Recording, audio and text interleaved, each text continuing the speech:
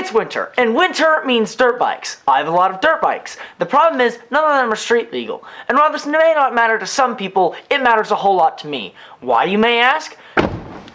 Because I'm a 16-year-old kid who just got his license, and I really like driving around. And the reason I mention this is gas. It's pretty expensive. Mates, we hit an incredible feat. 14 miles a gallon in the Honda Pilot. Let's go! But if you remember, none of my bikes are street legal. So what on earth am I gonna do? How about building a street legal electric motorcycle that is as small as a little pit bike, but has the same amount of power as a 125? Hello everyone, my name is Axel, and I like to build stuff. Welcome to the channel, and this is the mini bike build.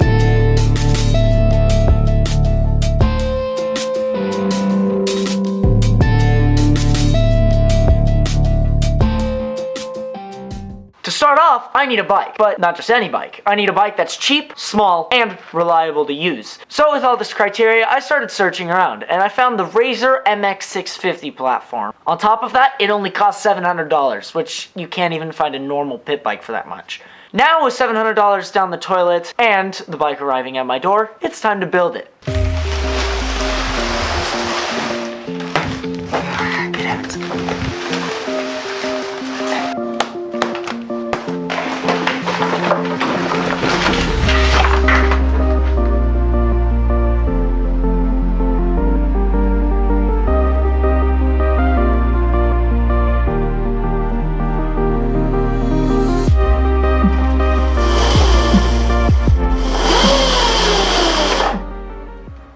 Oh boy.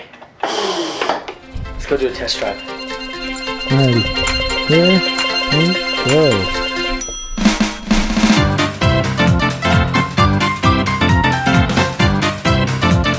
This is one thing I really do like about this bike, is that even though its top speed is not great, and its suspension is garbage, and the brakes are awful, this little freewheel that allows you to just cut the motor, even though like I do miss the regenerative braking that would be on a normal e-bike, it is quite nice to just be able to pulse up when you're getting up like a steep hill or something like that, and then just coast down.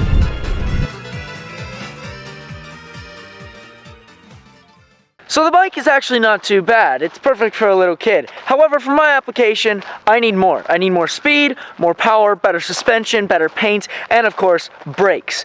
So of course my first priority is speed and power. Now, there are plenty of kits on Amazon that sell for about $300 that could pump out 1,000, 2,000, maybe even 3,000 watts. Now, what are watts you're asking? It's power. How much horsepower you're asking? Well, it's about 4 horsepower, which is not enough for me because I have a death wish. However, one website I came across was Electro & Co. They sell all sorts of electric motorbike stuff, and they are super cool. But one thing caught my eye: a direct plug-and-play kit for the Razor MX650. Now, that may sound cool, but how much power does it have? 5,000 watts. That's 7.5 horsepower. However, the biggest complaint I have about this kit is the price. $1,600 price. $1,600? Yeah. But for 5,000 watts. That's 7.5 horsepower. Alright, I guess that's the kit we're doing. Let's waste my entire summer savings on this stupid little project. With the kit successfully on its way, I just had to wait a painful 8 weeks. Oh look, the box came a little quicker than expected. Inside it contained a new motor, controller, battery, brakes, charger, key switch, and throttle. But of course there had to be a few issues. First issue, I received the wrong charger. Instead of receiving one with an XT60 connector, I received it with an XLR. That's no problem. I can send it back. They send me a new one. That's cool. So with the new charger on the way, let's start disassembling this bike. I first removed the front brakes and rotors and replaced them with shiny new brakes. Then the body came off to be able to take all the electrical parts out. Next was the motor and rear brakes. Next was grabbing the angle grinder and tearing away the old ESC tray to fit the monster's new battery. Since the electronics were removed, I thought it was a great idea to pressure wash the bike with all the electronics out. This was a massive waste of time. With the bike now clean, I test fitted the battery and connected the controller and key switch. Little do you know, this is when all the issues started. So I guess let's give it a test. To my surprise, with all the wires properly connected to the controller, the bike didn't even bother turning on. Instead of giving you guys the long, boring, and eventually audience retention destroying version of the story, I'll speedrun it and tell it to you in 30 seconds. I figured the connection to the key switch was faulty, so I bypassed the controller with my own to see if that would work. Ha! Silly! That ain't so easy! So I reached out to Electro & Co. about the issue and they said it might be the key switch. They sent me a whole new key switch and wire. I sent the old one back. Honestly, amazing customer service. Once I connected the new voltmeter, guess what? Nothing frickin' happened. So I pulled the multimeter out and tested the voltage on the battery and the controller. 3.3 out of 69 volts is not good. So I reached back out to Electro & Co. explaining the issues I was having. They said to check the resistance on the controller. Now, if you don't know what resistance is in electronics, it's basically the thing that tells you whether or not a board is fried or it's not. Want to guess the resistance of the controller? 158.7 thousand ohms. 158,000! Yes, they sent me a controller that was fried and I didn't know from the very beginning. I waited 10 weeks for this. Alright, so it's been quite a minute since that last clip. After a bunch of talking with Electro & Co. and a bunch of troubleshooting, we determined that the resistance between the two battery leads was far too high. In fact, it was so high they actually said the controller was toast. So, I'm not trying to give a bad rap of this company. They have been so generous to me and I cannot thank them enough for their awesome support. Look at this. They sent me a whole new controller. Brand spanking new controller. And then on top of that, for compensation for both the charger, which is over there, and also for the new controller, sent me a sick pair of shades. So seriously, I'm not giving Electro & Co. a bad rap.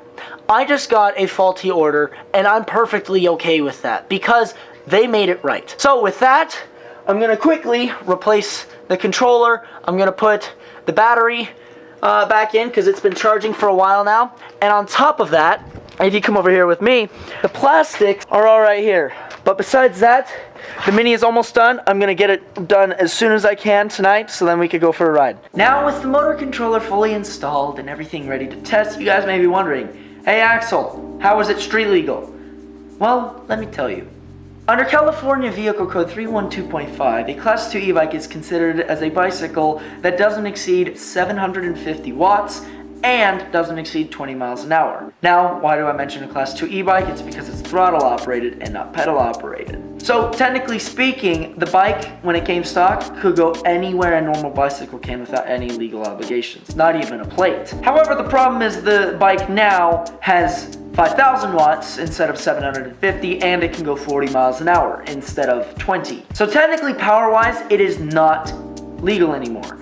However, that's partially why I chose to have such a small bike, because not only do cops not care, ask me how I know, but also it's for the laughs, and since the bike came stock, I can just say it's stock. Also, I just happen to have a speedometer, which will keep me under control and keep me from killing myself. So with that, let's give it a test.